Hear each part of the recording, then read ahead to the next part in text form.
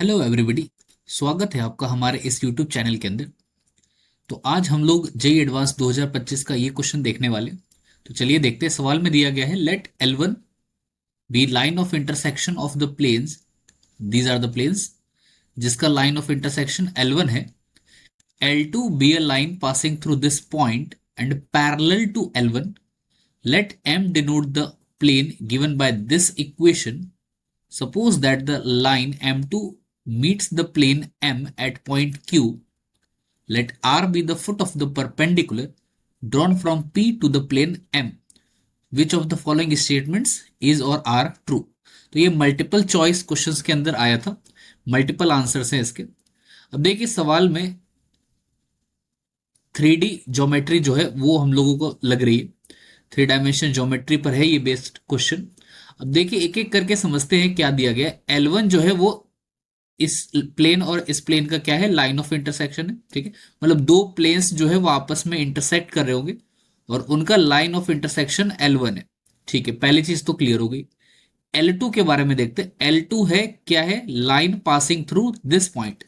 तो सबसे पहले हम लोग L2 के इक्वेशन लिखने की कोशिश करते हैं।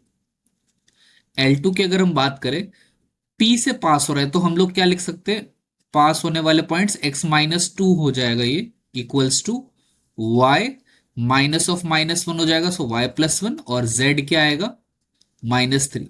अब इसकी डायरेक्शन लिखनी पड़ेगी हमें। अब देखिए हमें ये बोला गया L2 जो लाइन है वो L1 के ही पैरेलल है। इसका मतलब जो L1 की डायरेक्शन होगी वो L2 की डायरेक्शन होगी। और क्योंकि L1 जो है लाइन ऑफ इंटरसेक्शन है इन दोनों प्लेन्स का, तो इसका जो नॉर्मल वेक्टर्स होंगे उसका ही जो क्रॉस प्रोडक्ट है वो हमें L1 की डायरेक्शन देगा। यानी कि डायरेक्शन ऑफ L1 जो होगी वो एक्चुअली में N1 vector cross N2 vector होगी। तो जो कि हम निकाल सकते हैं, क्रॉस प्रोडक्ट आई जे के हो जाएगा। देन N1 की बात करें तो कोइफिशिएंट है 2, 3 और 1। तो 2, 3, 1 हो गया। और यहाँ N2 की बात करें तो 1, 2, 1, तो 1, 2 और ये 1 आ गया। अब इस डिटरमिनेंट को सिंपली ओपन करें तो आई कैप का कोइफिशिएंट आएगा, फर्स्ट कॉलम फर्स्ट रो जाएगा, 3 1 जा 3 -2 1 जा 2, तो ये तो 1 आ गया। माइनस जे इंटू 2 -1 अगेन 1 आ गया, और प्लस के इंटू ये आ गया अपने पास के इंटू 4 - 3 अगेन ये 1 आ गया। तो ये इसकी डायरेक्शन है। इसका मतलब जो L1 की डायरेक्शन है वही L2 की होगी, यानी 1 -1 और 1 जो कोइफिशिएंट्स हमें मिले। तो ये आ गया 1, ये आ गया -1 और ये आ गया हमारे पास 1 अगेन। तो ये हमारी है L2 की इक्वेशन।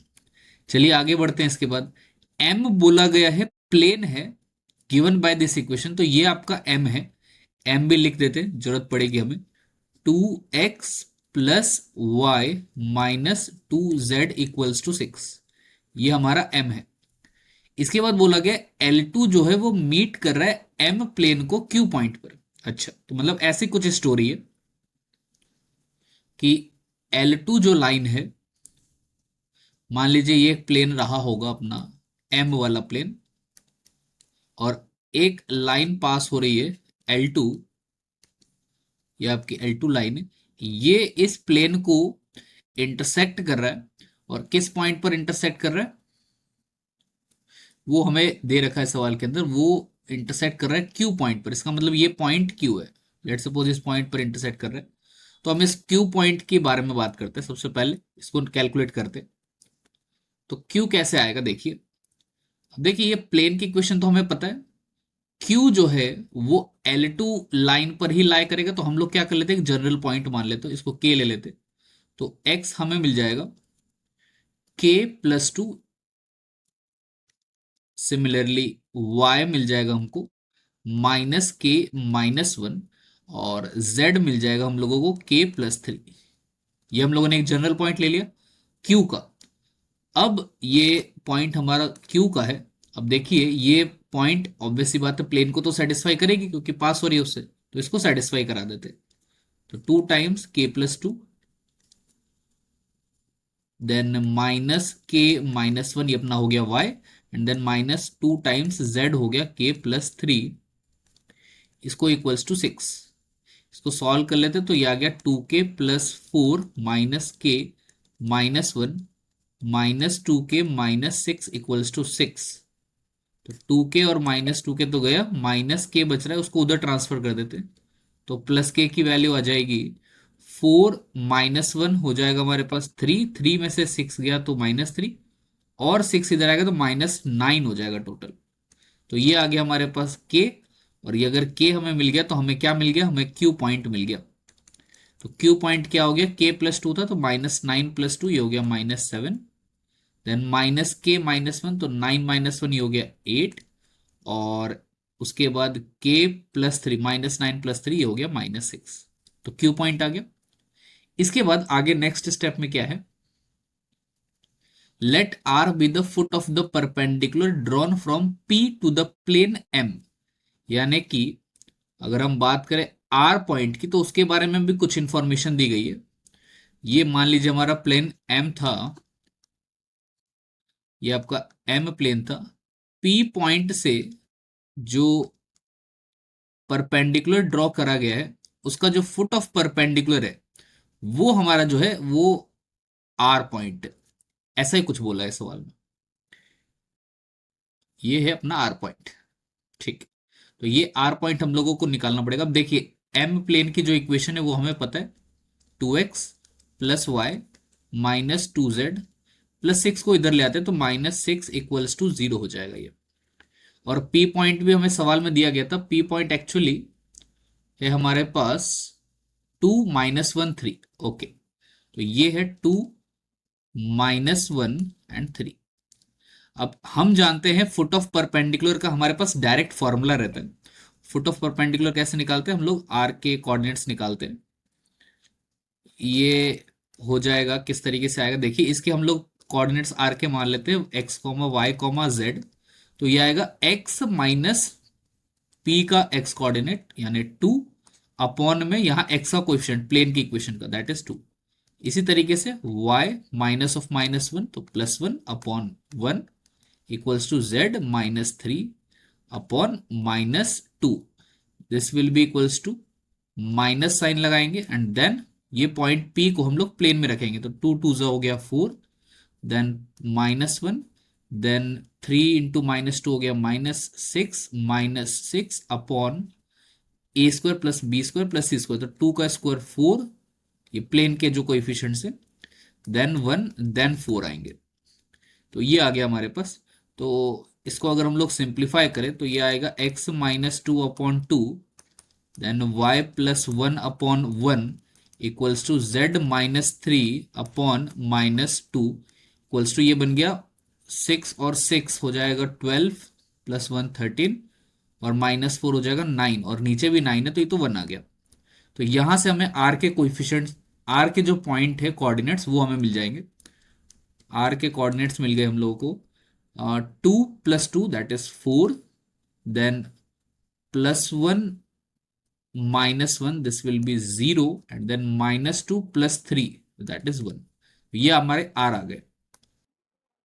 इसके बाद नेक्स्ट स्टेप देखें तो हमारे पास पॉइंट्स सारे आ गए। अब हम लोग ऑप्शंस चेक कर सकते हैं। सबसे वो पहले बोला गया पी क्यू की और क्यू आर की लेंथ निकालनी है, तो ये निकाल लेते। पी क्यू की बात करें तो डिस्टेंस फॉर्मूला लगा लेते हैं। पी और क्यू दोनों ही पॉइंट पता है हमें, पी भी है क्यू भी है। तो 2 -(-7) ये हो गया 9, तो 9 का स्क्वायर, -1 -8 अगेन 9 का स्क्वायर, देन 3 -(-6) अगेन 9 का स्क्वायर। तो ये हमारे पास मिल गया 9 का स्क्वायर 81 कॉमन आ जाएगा, सो 81 टाइम्स 3 यानी ये तो आ गया 9√3 पी क्यू। इसके बाद हमें पूछा गया था पी क्यू के बाद लेंथ के बारे में क्यू आर, तो क्यू आर भी कैलकुलेट कर लेते हैं।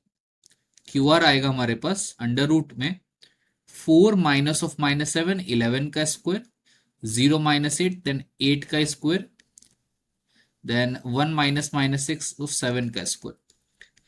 स्क्वायर है इसलिए नेगेटिव साइन लगाने की कोई दिक्कत नहीं है, तो ये आ जाएगा अपने पास अंडर रूट में 121 + 64 + 49।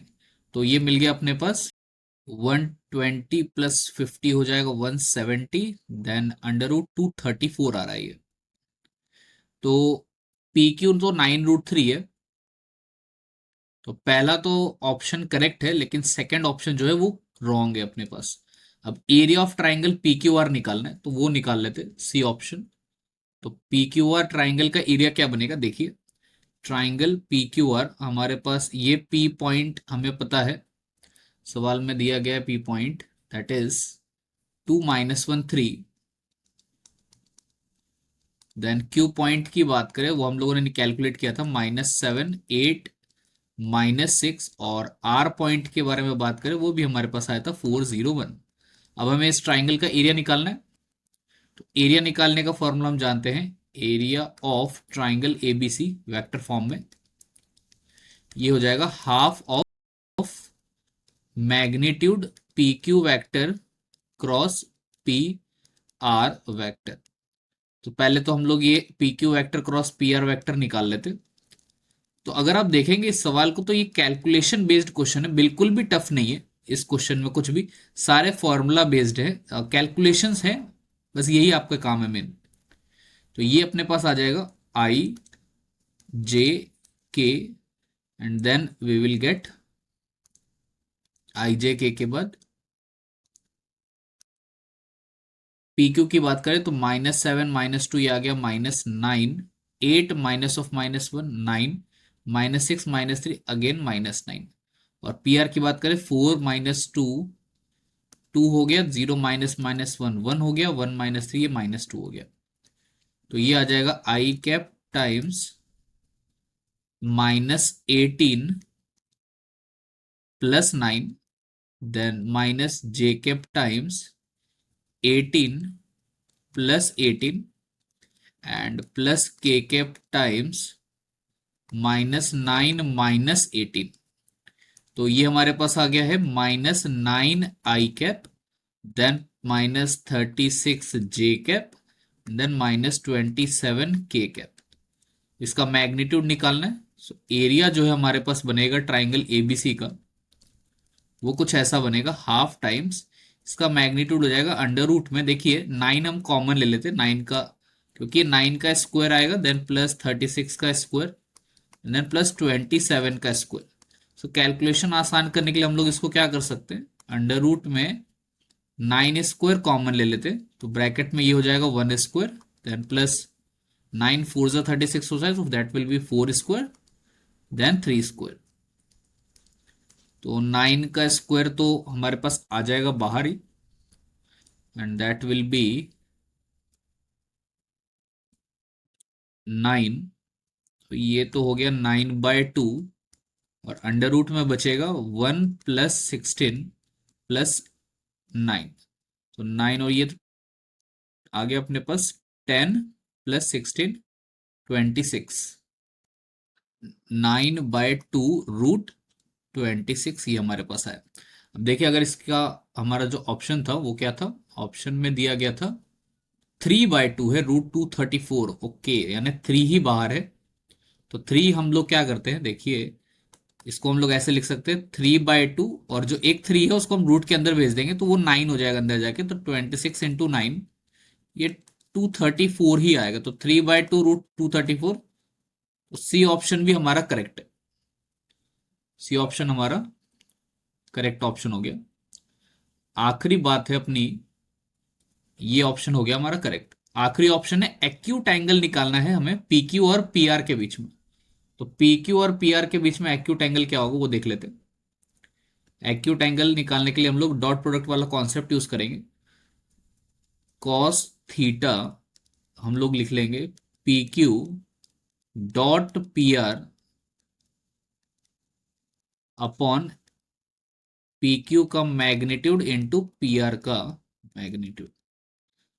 ये हम लोग फॉर्मूला यूज कर लेंगे। अब देखिए पी क्यू हमारे पास -9i +9j -9k, और पी आर जो था हमारे पास वो था 2i +j -2k, इसका डॉट और डिवाइडेड बाय इसका मैग्नीट्यूड। तो मैग्नीट्यूड हम लोग तो डायरेक्टली लिख लेते हैं, 9 का स्क्वायर 81 प्लस 81 प्लस 81, और यहाँ आएगा अंडर रूट में 4 + 1 + 4। तो न्यूमरेटर तो हो गया -18 + 9 + 18, और डिवाइडेड बाय ये आ गया अपने पास 9√3 इंटू 3। तो ऊपर बच गया 18 - 18 कैंसिल, 9 और 9 कैंसिल, ये आ गया 1/3√3। तो दिस इंप्लाइज हमारे पास जो थीटा आ जाएगा वो कॉस इनवर्स 1/3√3 आ जाएगा। और हमें जो एंगल के बारे में बात करी गई थी, एक्यूट एंगल के बारे में, वो कितना गिवन था सवाल के अंदर? कॉस इनवर्स 1/2√3 था, और हमारा आंसर कुछ और आया। कॉस इनवर्स 1/2√3 नहीं आया, 1/3√3 आया। इसका मतलब है कि डी ऑप्शन जो है अपना इनकरेक्ट ऑप्शन हो जाएगा। तो इस सवाल के जो ऑप्शन करेक्ट ऑप्शंस हैं, ये इनकरेक्ट ऑप्शन है। करेक्ट ऑप्शन है वो ए और सी है। तो देखिए, ये क्वेश्चन को अगर हम लोग ध्यान से समझें तो ये क्वेश्चन सिर्फ और सिर्फ कैलकुलेशन बेस्ड तक, कहीं पर भी ऐसा कोई कॉन्सेप्ट नहीं है जो मतलब एक अलग है, डीप नॉलेज आपकी चेक कर रहा है। जस्ट फॉर्मूला बेस्ड क्वेश्चन है, और सिर्फ कैलकुलेशन कितनी किसकी फास्ट है उस पर बेस्ड है। तो आप लोगों को आगे की जब जेई एडवांस की जो भी तैयारी कर रहे हैं, आपको यही ध्यान रखना है कि आपको अपनी कैलकुलेशंस जो है वो फास्ट करनी है, ताकि जितना जल्दी हो सके आप इस तरीके के क्वेश्चंस जो है वो सॉल्व कर सके। तो आई होप आपको ये वीडियो पसंद आई होगी। पूरा कैलकुलेशन और पूरा जो ये क्वेश्चन है क्लियर हो गया होगा। वेक्टर पे 3 डायमेंशन ज्योमेट्री पे था ये क्वेश्चन। तो इसी तरीके से हम लोगों को सपोर्ट करते रहिए, ताकि हम आपके लिए बेहतर से बेहतर वीडियो ला सके। तो आज के लिए इतना ही रखते हैं।